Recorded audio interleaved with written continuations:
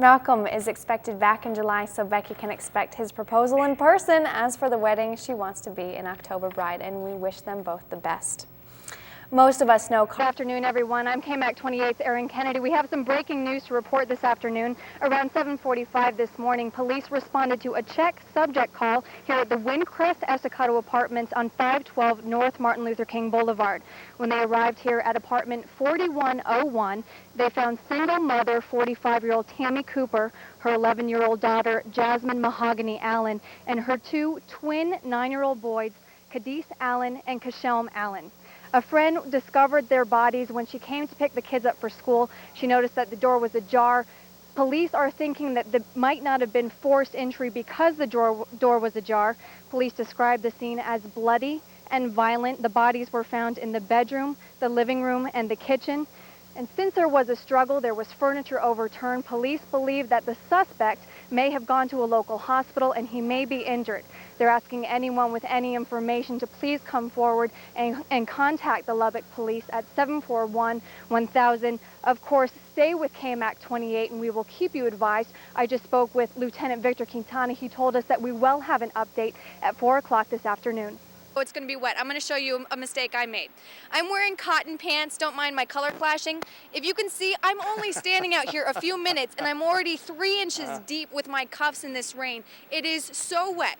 Now, besides it just being wet, Jacob, our photographer here, is going to pan up to that light post because you can't tell just looking at me that the snow's actually coming in sideways. It is super windy out here. Ron, I know you were talking about a wind chill earlier, and that is certainly the case. Kennedy joins us now live in our newsroom with more on this story. Erin? That's right, Randy. As you mentioned earlier, these two cases are similar to one big puzzle. The sheriff's office has gained substantial information in the past year, but it's that last piece of the puzzle that's eventually going to complete the picture and solve the murders. And they are confident that a name will lead to an arrest. No, sí, es mucho, pero me encanta mi trabajo y es un placer.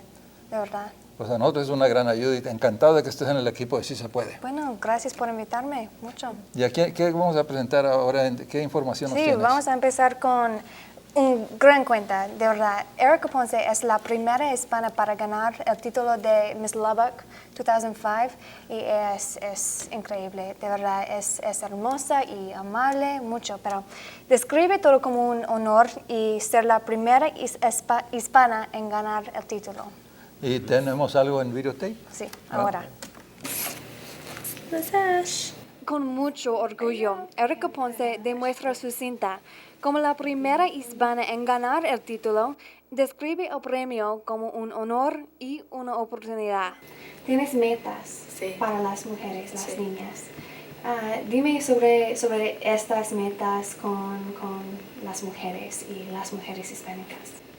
Bueno, cuando era más joven, no tenía personas para decirme que yo pudiera hacer las cosas que tenía dentro de mi corazón.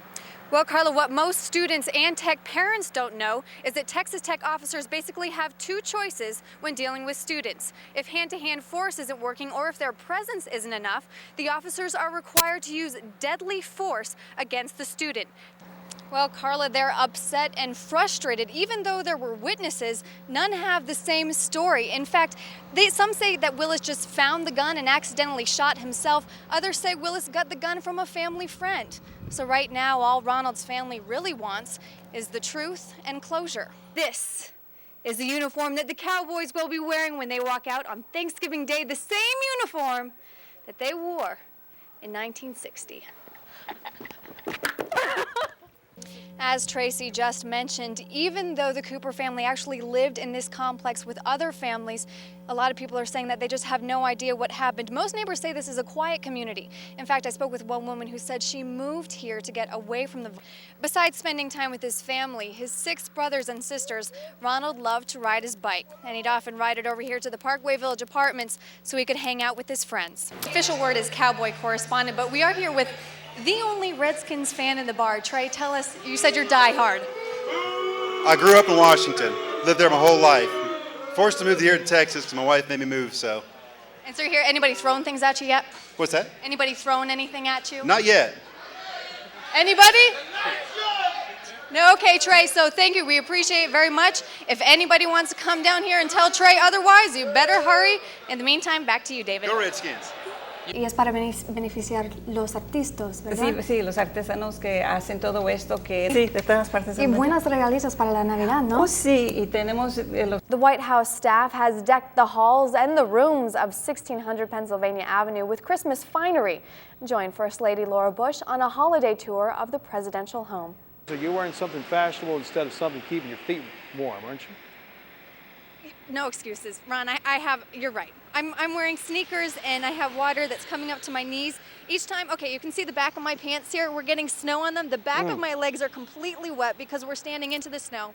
Then I go into the live van where it's warm and then it all melts and then we come out here and I freeze and we do it all over again. No, we're having lots of fun this morning. The thing is, we are kind of being lighthearted about this, and I think we can because it's really, the roads are okay right now. There is a lot of standing water, but as far as ice, nothing like that is concerned. And no more of that, what was it? Thunderstorm clouds, snow clouds? Yeah, something like What is that, it? Aaron. You got it. You're on the right track. There was a lightning bolt. So few I minutes haven't ago. seen any more of that though. So it probably is, I'm assuming, safer than you might assume seeing all the snow out here. They prefer another safety that plays for the Dallas Cowboys. Is that correct, Aaron? That is correct, David. I actually might be taking this off a little bit later, but right now we're actually with Lynn Scott's aunt and uncle because you guys are just so proud of the work that he's done. Tell me a little bit about him. Oh, he's just a small town kid that made good. I mean, a lot of hard work. He's got a bigger heart than he's got muscles, and he's got a brain, and he just gives it his all every play. And tell me about the special gift that he just got his dad. His dad's birthday was last week, and his dad had never had a new pickup in his life, and Lynn bought him a new pickup for his birthday. That is so incredible because you describe him as a very humble and down-to-earth person who's just enjoying it while he can, right? Yeah, he's just living the dream of every little kid that ever played football in the state of Texas, and he's just, like I say, he's just living a dream. And you got a jersey for me. Yeah. We saw you last week, or a couple of weeks ago, wearing the Roy Williams jersey, and we thought you looked good in it, but we thought you'd look better in a Lynn Scott jersey. So we brought you a Lynn Scott jersey. And I really appreciate it, and that I will be putting that on in 1 second. And thank you so much for being here, and tell Lynn, obviously, that we wish him the best. In the meantime, David, I've got to go change, but Entire construction project could continue for decades. Phase 4, which stretches from Avenue L to I-27, will cost $55 million, and right now there's no funding. Funding could come from a combination of federal, state, and local sources. Organizers of the event say it's important to acknowledge World War II veterans since more than 1,000 die every day. A hometown hero stuns his sweetheart in a Christmas greeting from Iraq. The holiday message from Iraq that we feature here on KMAC 28 always brings warm wishes from overseas to family members here on the South Plains. But one greeting sent to KMAC has a reservist man on his knees. Been rewarded with a holiday. A pleasant BCS surprise is sending the Red Raiders to sunny San Diego to compete in the Holiday Bowl. A San Francisco newspaper drops a bombshell on the sports world. New York Yankees star Jason Giambi admitted that he used steroids and human growth hormone. The revelation would make Giambi the highest profile athlete to admit using steroids. The San Francisco Chronicle reports he told a federal grand jury he used several different types of steroids in 2003. Giambi said he received the drugs from Greg Anderson, who's Barry Bonds' trainer. The thing is that we figured out is if he gets thrown for a loop at all, then it's all just downhill after that. The city of Wolfworth is again warning its residents that the tap water is still too dangerous to drink. The city's newsletter says excessive amounts of fluoride still saturate the water supply. The minerals can cause bone disease in children. To combat the problem, bottled water is provided for children 14 years and younger, but one resident who asked to remain anonymous thinks the problem continues to be ignored. I get to move my legs now, and in a wheelchair I didn't get to move my legs as much. 3 months ago, 6-year-old Candace Pope needed her mom's help to get around. Now, the little speed demon has grabbed the reins. Why don't we call it a race horse? Okay, it's a race horse. And even wild horses couldn't slow her down. She's just so happy. She almost makes her fall. She starts giggling and raising her hands and so excited. Excitement that started back in Arizona, where Candace endured excruciating physical therapy. Was it hard in Arizona? Were you doing some really hard stuff? Yes. I slid it on the table that was a wooden table, and it hurted me, so I had to hurry. But the intense therapy has paid off. Only 2 months ago, Candace could barely reach her hand above her shoulder. They only went about this high. And how high do they go now? All the way to the sky! Yes. I can touch the ceiling of the car now. Every time we're in the car now, she's either kicking the back of the seat, trying to see how high she can get her feet, or she's trying to touch the ceiling, because she can touch the ceiling now. Most moms would probably tell their child to stop kicking the seat. But to Cindy, each jolt is a blessing. I'm like, go ahead, kick higher. Keep touching, touch with the other hand. Almost as jarring, Candace has begun wondering why she can't walk and others can. This trip is the first time she started asking me why she has cerebral palsy. Why me, Mama? And that's been different. So now she's like, well, I can still walk, though. A determined little girl, wise enough to teach us all a very powerful lesson. Don't take things for granted, little things. Erin Kennedy, KMAC 28 News. Is the truth and closure. What happened? What happened? What happened? What happened to this baby? We want to know. Sarah Lewis wants to know how her 11-year-old nephew ended up dead and why no one's talking. We're hoping and praying that somebody will come forward and tell the police what actually happened, where we can get a closure to know, what exactly happened to your child. Sarah remembers that child as an innocent boy who loved bikes, an honor roll student who dreamed of visiting Italy. He had asked me, he said, "Aunt Sarah, have you ever been to Italy?" I said, "No, I would love to. I've seen it on TV, and oh, it's so beautiful over there." And he told me that he was going to get to go there, and he said he's going to bring me a gift back.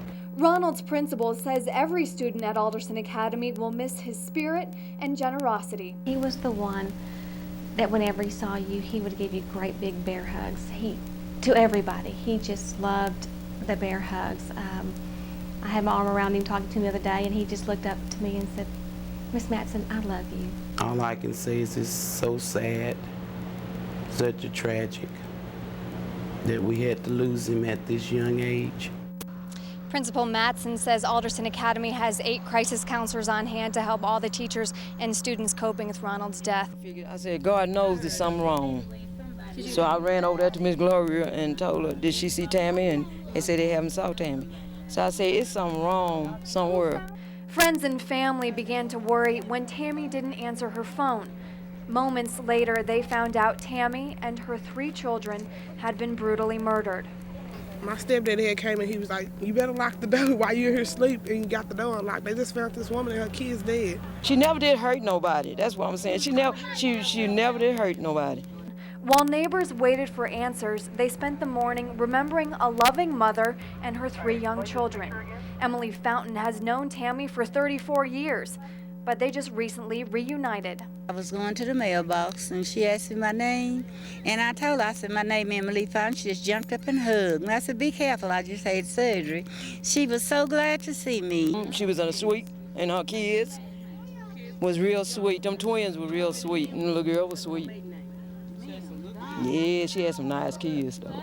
Tammy, Jasmine, Kadil, and Kashim had just moved back to Lubbock from Dallas.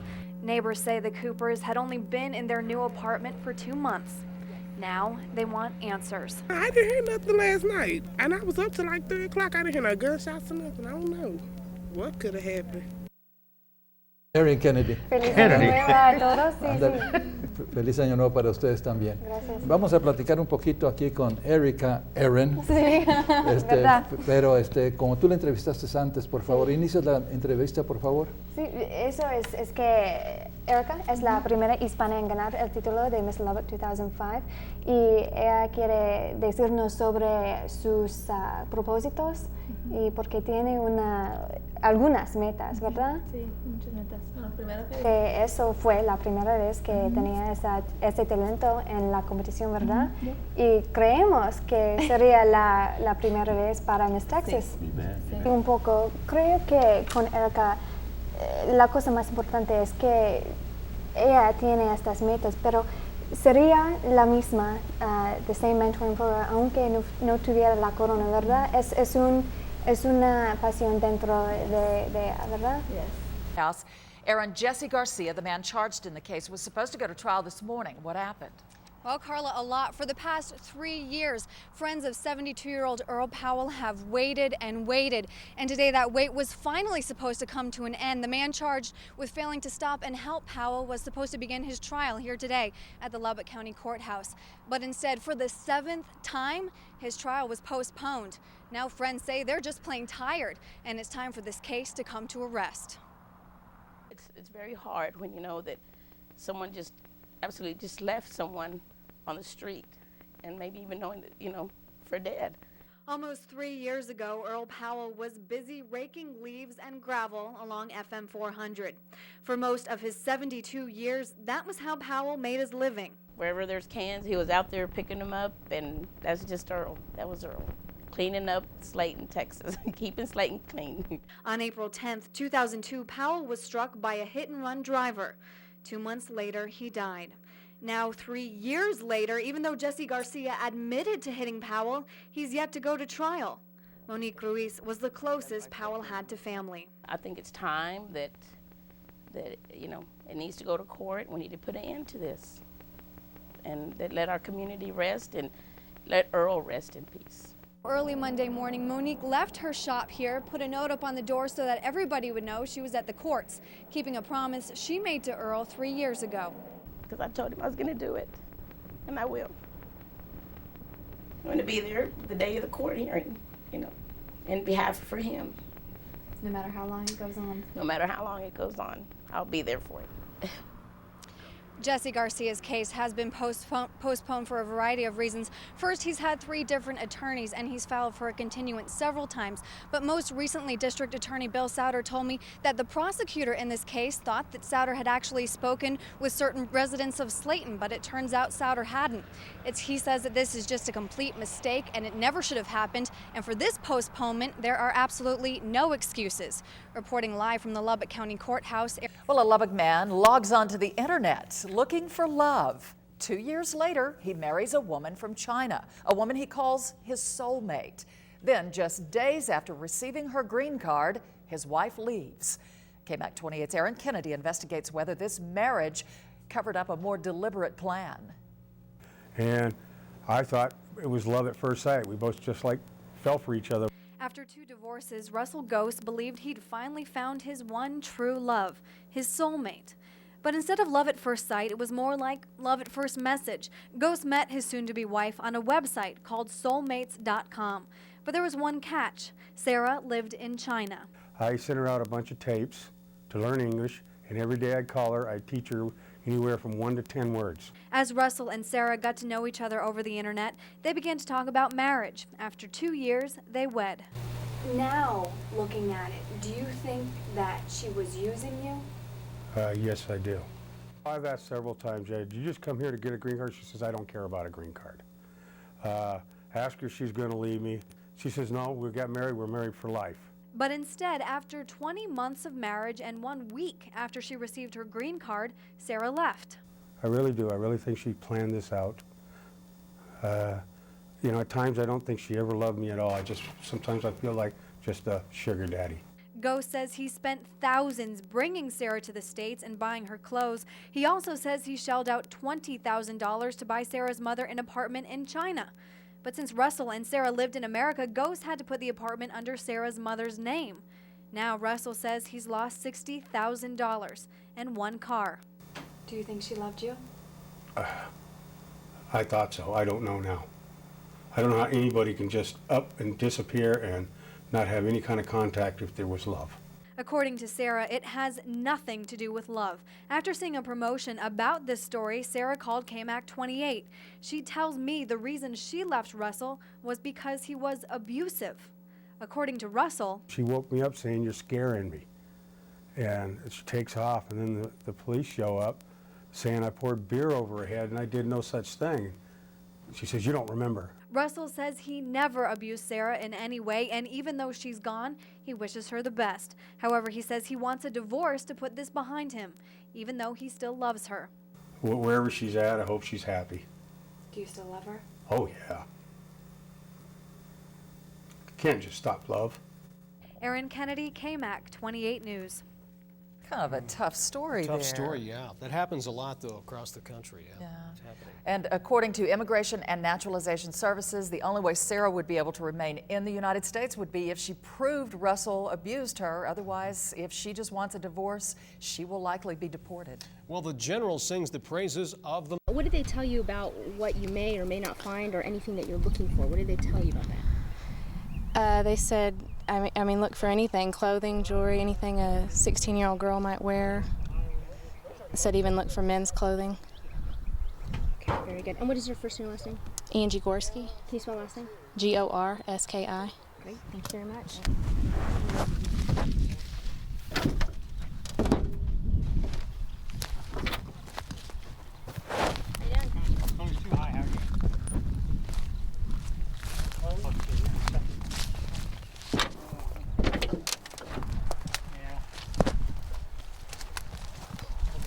Over here in a second. Okay. Yeah, we'll have an officer here in a second. Where are? See that one over there? That's all he told him to come over. So come and see it. Just.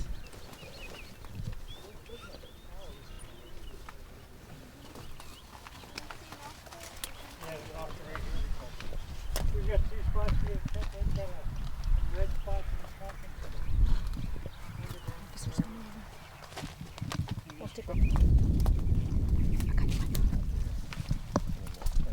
Back up under the pad.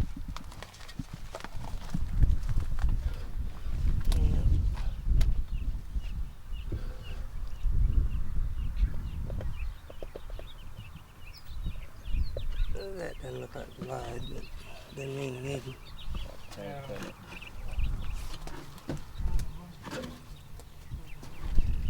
Find the sheriff's office, see if they know. I don't think so, but I'm sure. Be safe. Yeah. Well, I can look at it, make sure. And it's smaller.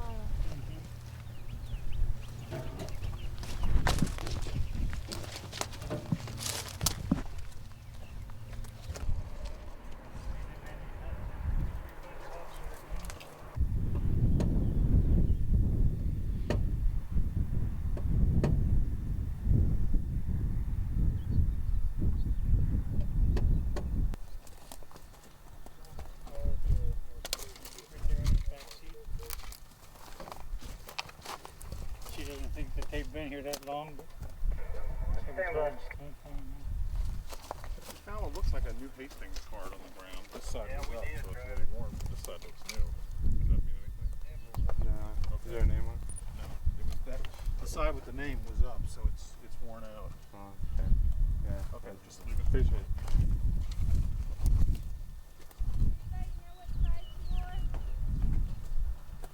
Do you have any idea what size she was? Like a size 1, 2, 3? Skinny 16-year-old. Skinny 16-year-old.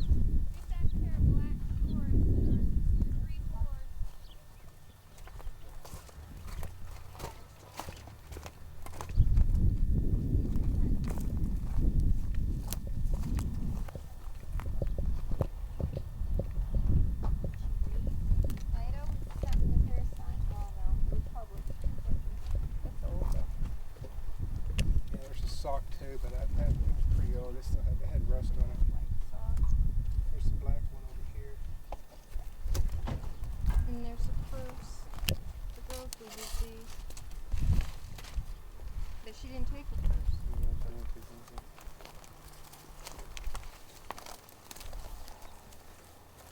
Don't work smell? No. There's clothes back here. There's a blue t-shirt, shorts. Doesn't have any dust on it.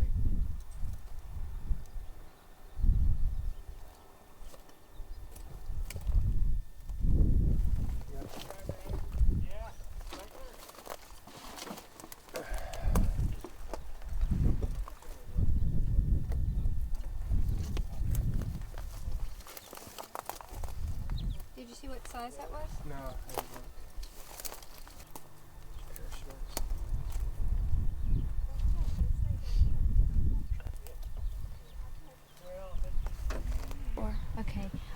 Can I just have you take off your glasses for me?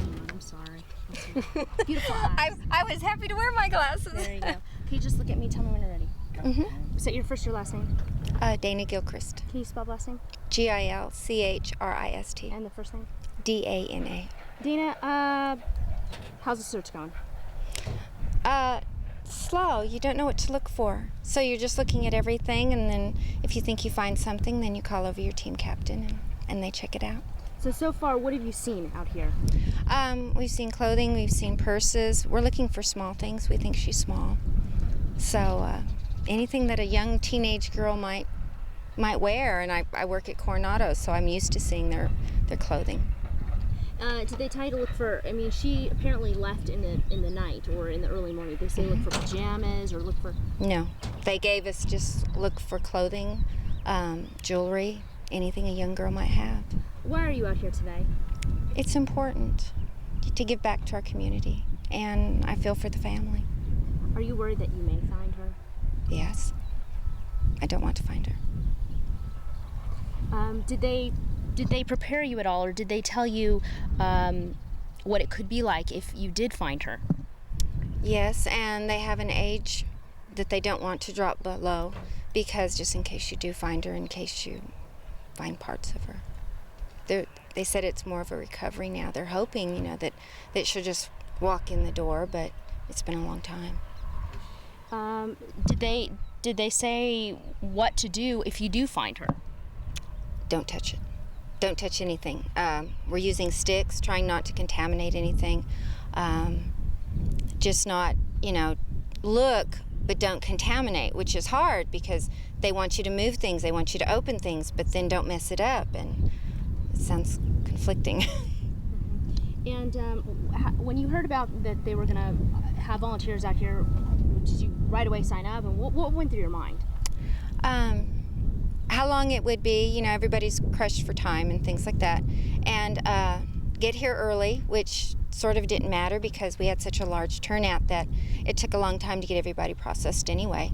And then we were waiting, seeing what they wanted, and they were surprised that they had so many people who came out. And then we had to find out where we were going, and it was like, oh, okay. And now this effort, I believe, is going on tomorrow again. Yes, it is. Are you going to be here tomorrow? No, I won't be able to. I had a time slot, and I wanted to give it to them.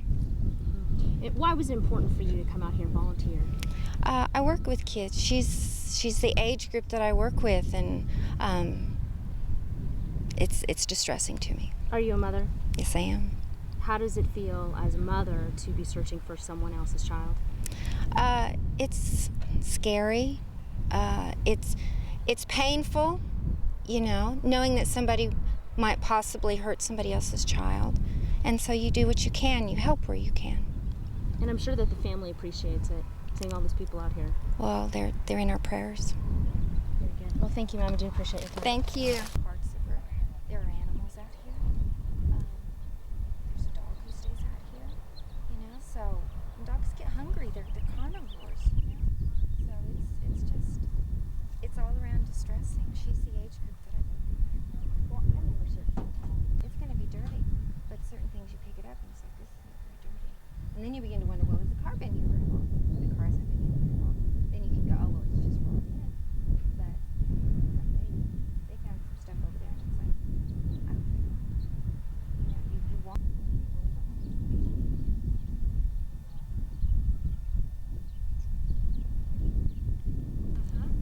Y'all are welcome to look with us.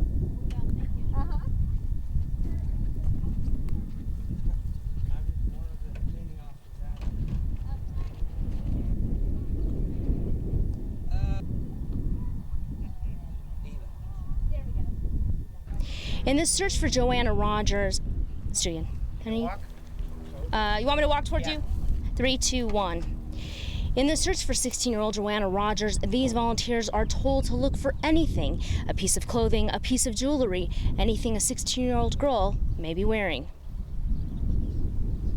1. In the search for 16-year-old Joanna Rogers, these volunteers are told to look for anything, a piece of clothing, a piece of jewelry, anything a 16-year-old girl might have been wearing the night she disappeared. 1. In the search of 3, 2, 1.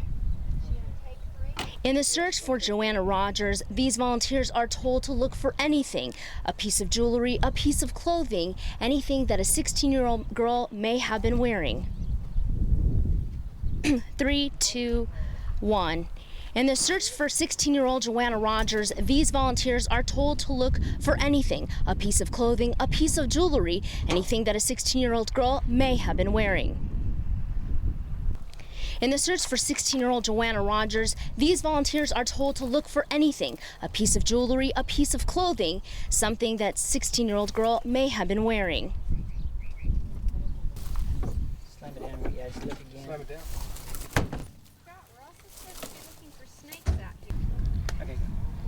Say your first, your last name, sir. Keith Norton. Mr. Norton? Sorry. Yes. Mr. Norton, tell me why you're here out here searching today. Well, the young lady is missing, unregrettably, and we are trying to really rule out this spot as a possible cause of where she might be hiding, and heaven forbid a body hiding. But we're searching here just to rule this area out. What were you told to look for or to be aware of?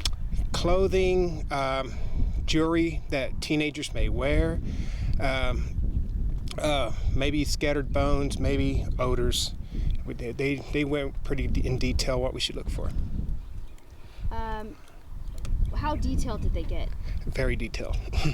They said if it smells like a dead animal, you check it out. Piles of clothing, move items around, look underneath the cars. Do you have children, sir? Yes, I have a 13-year-old. So this hits very close to home for me. As a parent, I can just imagine what it's like to have a teenager, but also to be searching for someone else's teenager. It's tough to live with, and I've been thinking about it. Joanna is actually a member of my church, and so I've been thinking about her, and if it was my situation, and I'm sure it's a place that no parent would want to be in.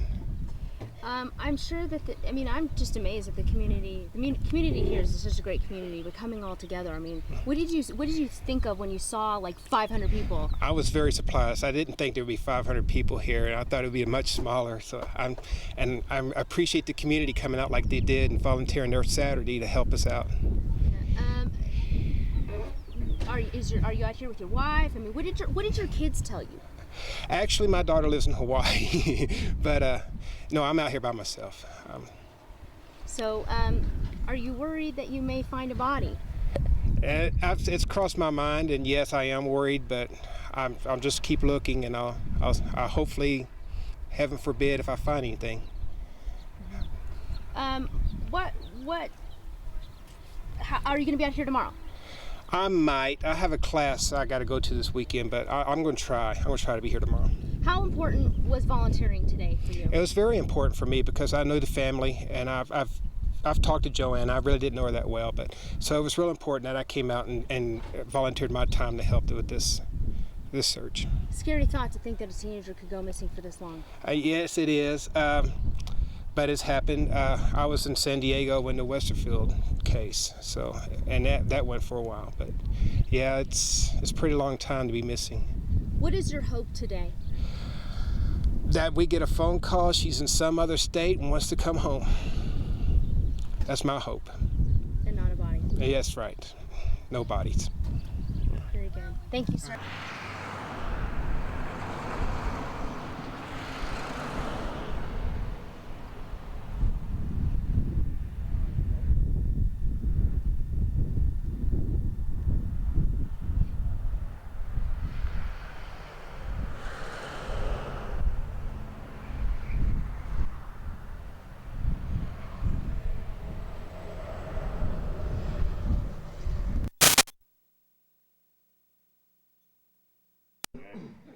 Well, as you all know, great universities are defined by their faculty and their students. We're here today to recognize I think yesterday, we have about 1,300 members who contribute to the Chancellor's Council nationally.